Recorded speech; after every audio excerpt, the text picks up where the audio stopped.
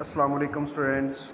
आज हमने एक्सरसाइज 3.5 का क्वेश्चन नंबर 5 करना है। Find multiplicative inverse of the following matrices. Students हम यहाँ पर मैट्रिसेस गिवन है, इनका हमने मल्टीप्लिकेटिव इनवर्स फाइंड आउट करना है। स्टूडेंट्स यहाँ पर मैंने फर्स्ट पार्ट लिख लिया है। इसको हमें लेट कर लेना, इसको कोई भी नाम दे देना आपने। लेट इसको ए कह लें तो 5005। अब आपने इसका मल्टीप्लिकेटिव इन्वर्स फाइंड आउट करना है, तो इसका मल्टीप्लिकेटिव इन्वर्स को हमने इस तरह से शो करते हैं, उसके ऊपर पावर -1। अब ये इक्वल होता है इसका एडजॉइंट के डिवाइडेड बाय इसके डिटर्मिनेंट के। अब हमने पहले डिटर्मिनेंट फाइंड आउट करना है और चेक करना है कि क्या ये सिंगुलर मैट्रिक्स तो नहीं है। मीन के अगर उसका डिटर्मिनेंट फाइंड आउट करें तो वो ज़ीरो के इक्वल तो नहीं आ रहा। ज़ीरो के इक्वल अगर आया तो आगे इसका इन्वर्स फाइंड आउट नहीं हो सकता, इम्पॉसिबल होगा अगर इसका डिटर्मिनेंट जो है वो ज़ीरो इक्वल आ रहा है। तो हमें इसका इन्वर्स फाइंड आउट करने के लिए इसी का हमें एडजॉइंट चाहिए और इसी का डिटर्मिनेंट चाहिए। तो हम पहले डिटर्मिनेंट फाइंड आउट करते हैं। आपने डिटर्मिनेंट साइन पुट करना है।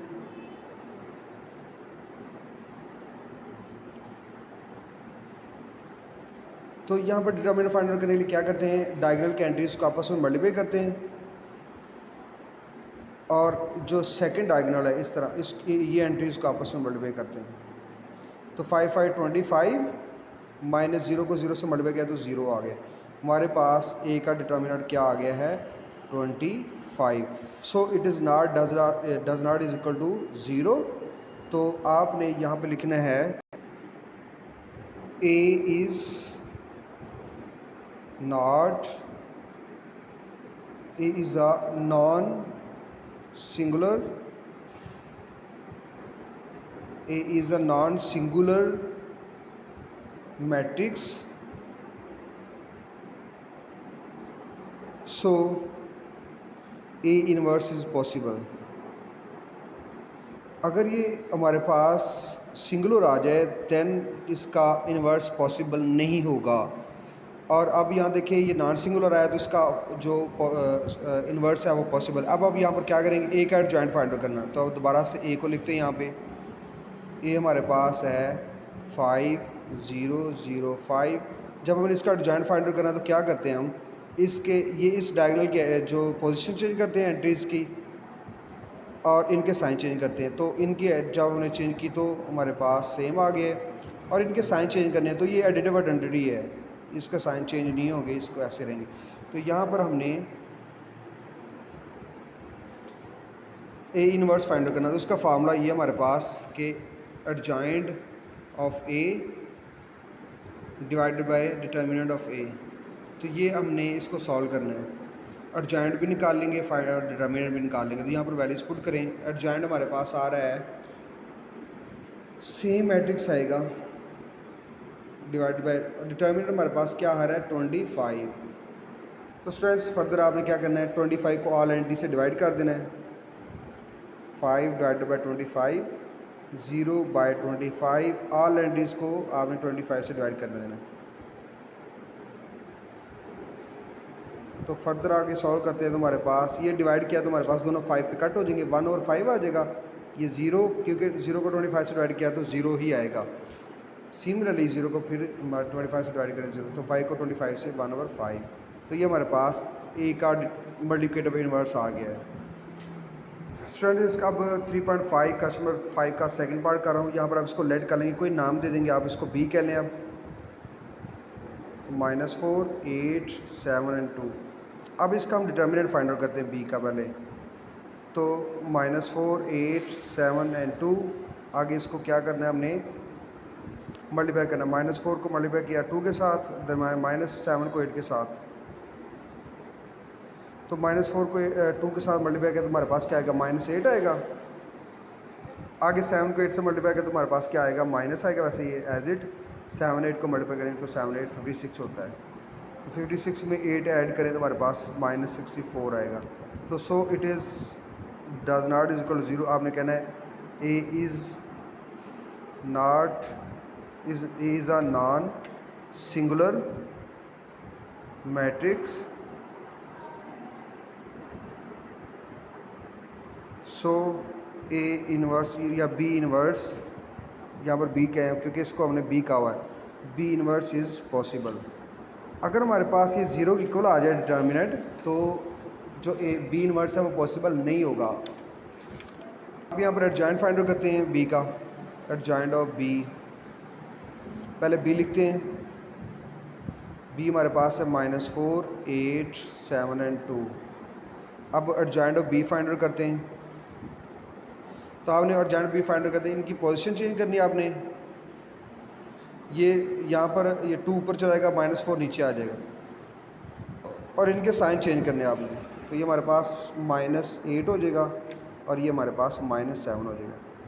इस डायगोनल की आपने पोजीशन चेंज करनी है, इस डायगोनल की आपने पोजीशन चेंज करनी है, और इनकी आपने, इसके अलावा जो एंट्रीज़ हैं, एलिमेंट्स हैं, उनकी आपने साइन चेंज करनी है। तो ये 2 4 की जगह पर चला गया, 4 2 की जगह पर आ गया -4, और इनके आपने साइन चेंज करना, माइनस है तो प्लस कर देना, माइनस है तो प्लस कर देने।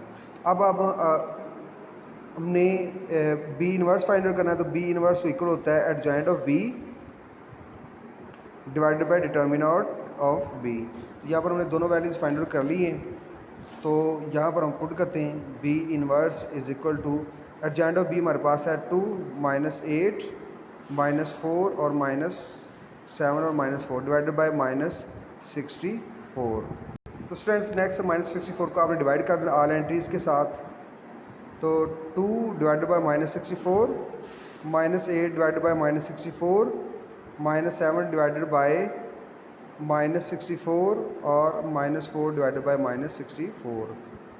आगे इसको कटिंग कर लें, सॉल्व कर लें। ये हमारे पास आ जाएगा -1/32। तो ये हमारे पास आ गया -32, और इसको डिवाइड किया तो हमारे पास माइनस में से कैंसिल हो गया, 1/8 आ जाएगा। ये हमारे पास वैसे ही रहेगा -7/-64, और ये हमारे पास भी कैंसिल होगा, माइनस भी कैंसिल हो जाएगा, यहाँ पर भी माइनस कैंसिल हो जाएगा, यहाँ पर भी माइनस कैंसिल हो जाएगा। तो ये हमारे पास आ जाएगा 4 और नीचे 1/16 आ जाएगा। तो ये हमारे पास बी इन्वर्स फाइंड आउट कर लिया। स्टूडेंट्स मैंने क्वेश्चन नंबर 5 का थर्ड पार्ट का मल्टीप्लिकेटिव इन्वर्स फाइंड आउट कर रहा हूँ। यहाँ पर इसको मैंने लेट कर लिया, सी कह लिया है। अब हमने इसका डिटर्मिनेंट फाइंड आउट करना है। तो 48, 5 एंड 2।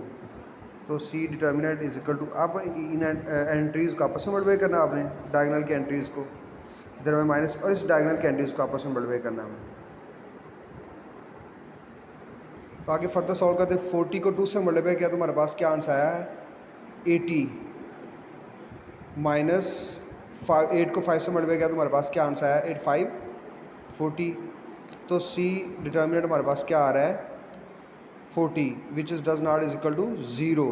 तो आपने कहना है C is a non singular matrix, यानी सिंगुलर नहीं है matrix. So C inverse is possible. तो सी इन्वर्स जो है वो पॉसिबल है। आपने क्या करना है, यहाँ पर सी लिखेंगे और इसका फिर एडजॉइंट फाइंड आउट करेंगे, 48, 5 एंड 2। तो यहाँ पर आपने adjoint of C find out करना है। Adjoint of C find out करने के लिए इनकी पोजीशन चेंज करनी है, 2 एंड 40, इनके साइन चेंज कर देने हैं। ये बार पास एडजॉइंट आ गया। अब हमने सी इन्वर्स फाइंड आउट करना है। तो सी इन्वर्स जो है वो adjoint of C divided by determinant of C के इक्वल है। यहाँ पर एडजॉइंट ऑफ सी पुट करते हैं, 2 -8 -5 और 40। इसको डिवाइड करना हमने, सी डिटर्मिनेंट हमारे पास 40 आया था। अब हमने 40 से ऑल एंट्रीज़ को डिवाइड कर देना है। 2 डिवाइड बाय 40, -8 डिवाइड बाय 40 और -5 डिवाइड बाय 40, और उसके बाद 40 डिवाइडेड बाय 40।